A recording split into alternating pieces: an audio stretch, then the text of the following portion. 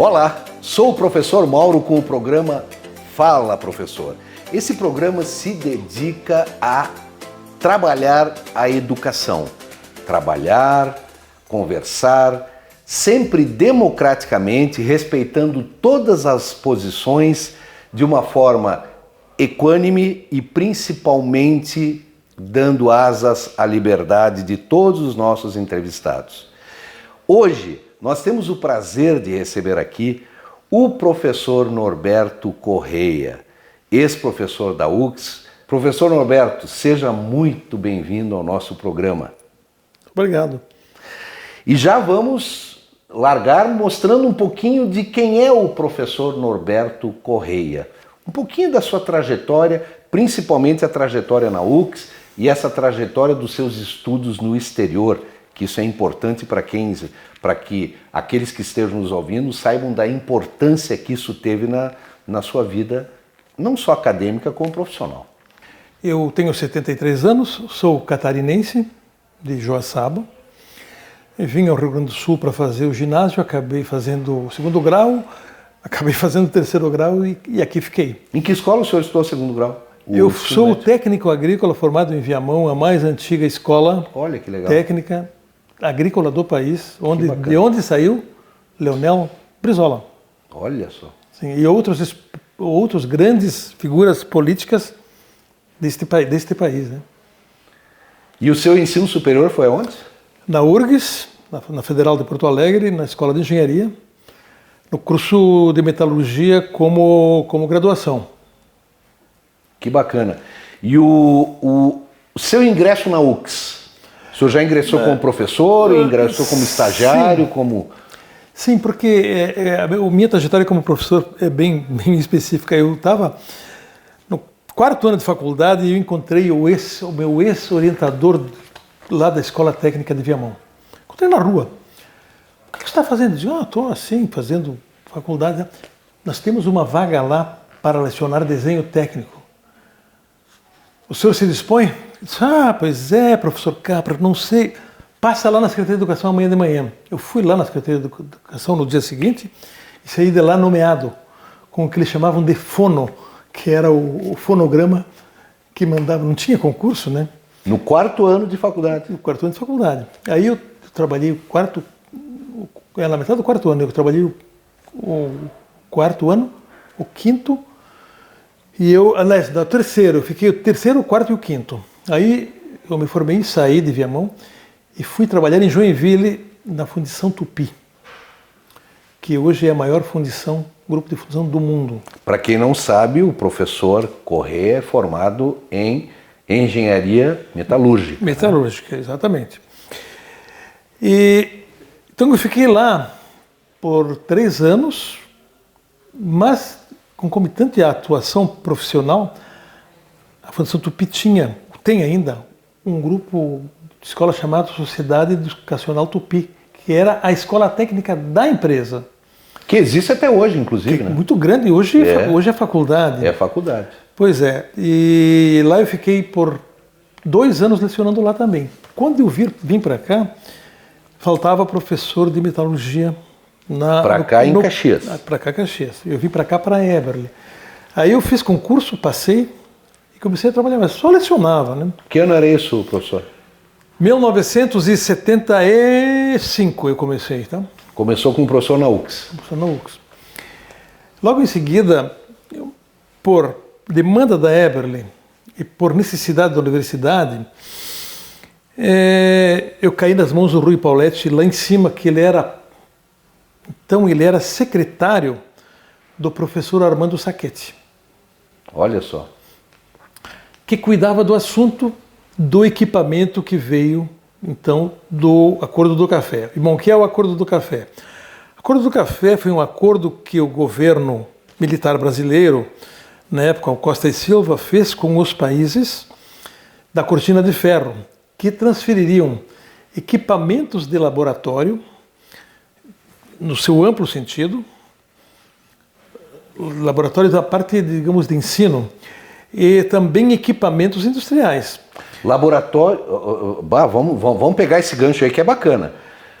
Quer dizer que se vendia café para os países da Cortina de Ferro. Sim.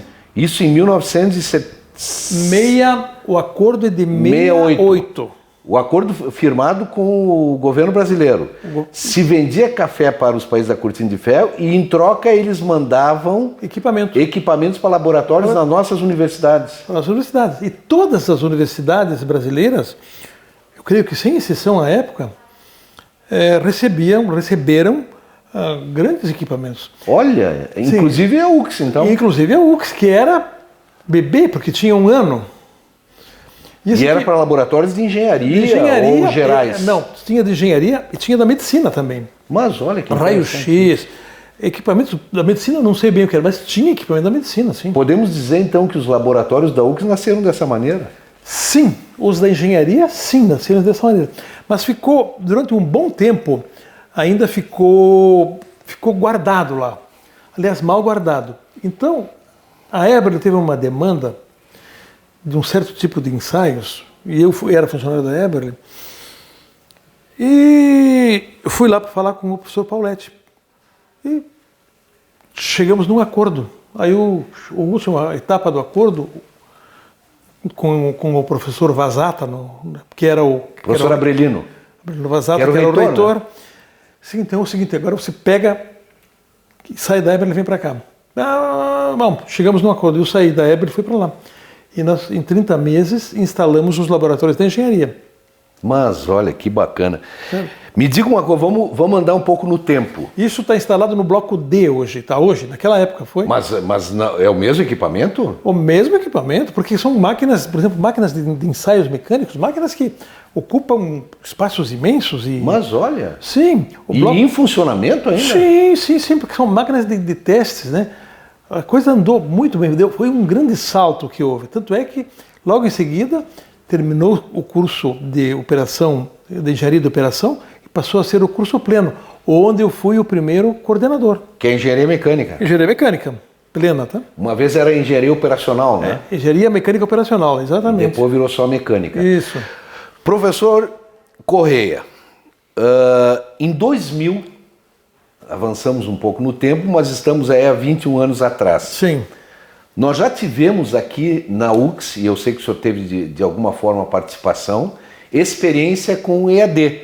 Sim. A educação à distância, que hoje na verdade, a bola da vez. Sim. O híbrido, síncrono, assíncrono, EAD e assim por diante. Universidades, inclusive a Universidade de Caxias, e em função da pandemia, todas as escolas, inclusive as municipais e estaduais.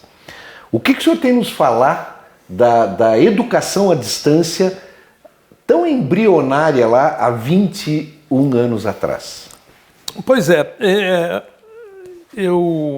eu tenho na minha opinião que a grande figura da UX se chama Rui Pauletti.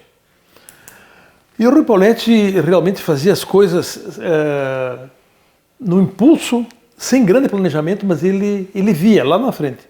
E as coisas se concretizavam. Era visionário, né? Ele era visionário. Ele teve alguns problemas, morreu muito cedo, mas ele viu esse assunto. E ele fez, o primeiro passo, ele fez um convênio, a universidade fez um convênio com a Universidade Técnica de Monterrey, que era referência mundial e referência para países de língua latina, top, em EAD na ocasião. Então nós fomos para lá na época. Um convênio de EAD. Para transferência de tecnologia e informações, tudo sobre o EAD. Então a primeira etapa, nós fomos em 14 ou 16 para lá, professores para lá, inclusive conhecidos aí, o Cavion, o reitor, o reitor substituto do Pauletti, o Risson. O Risson. O Risson, a Bea Moreto. Eu me lembro, nós ficamos uma semana fazendo um curso sobre EAD dentro da Universidade Técnica de Monterrey.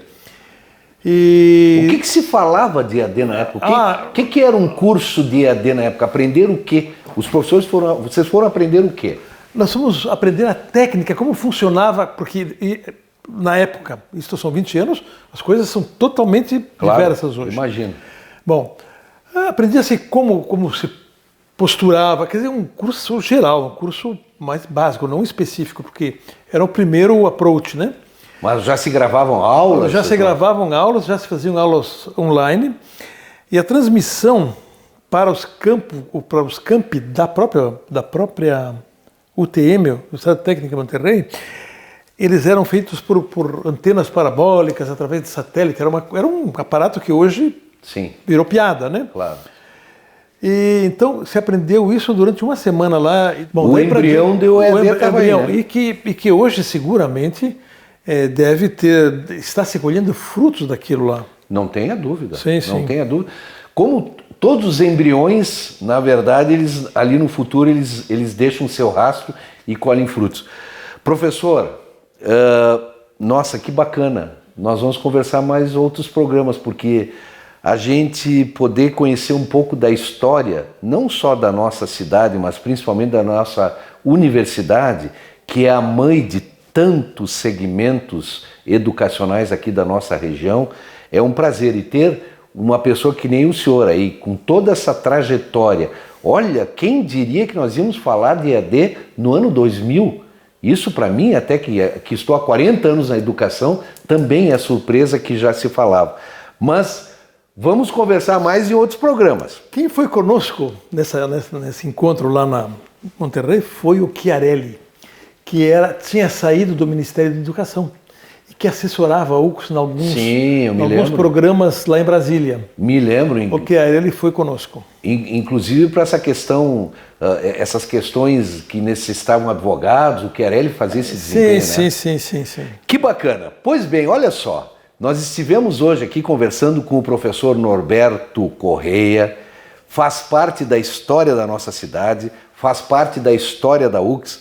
Foi um prazer, professor, foi realmente de coração, foi um prazer imenso conversar com o senhor. E esperamos contar com a sua presença em outras vezes, com outras histórias a respeito da educação, principalmente não só da educação, o senhor trabalhou na Eberle, tanto da educação como da indústria da nossa cidade. O professor Correia, que é engenheiro metalúrgico.